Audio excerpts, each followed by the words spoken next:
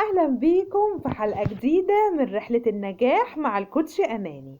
في أيام بتحس فيها إنك مش قادر تقوم من السرير، كل حاجة تقيلة حتى التنفس. كسل ولا اكتئاب؟ افهم اللي بيحصل جواك.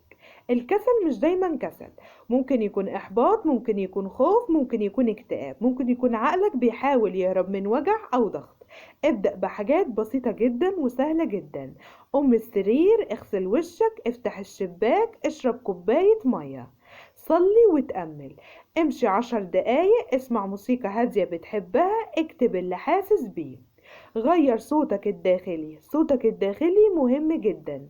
لو بيقولك أنا فاشل، قوله أنا بحاول، أنا بتغير، أستحق إني أكون بخير، أستحق إني أكون ناجح، أستحق إني أكون أحسن.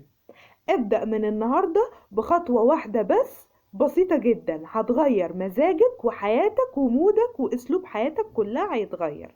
لو بدأت من النهاردة وخدت الخطوات البسيطة دي، استفدت؟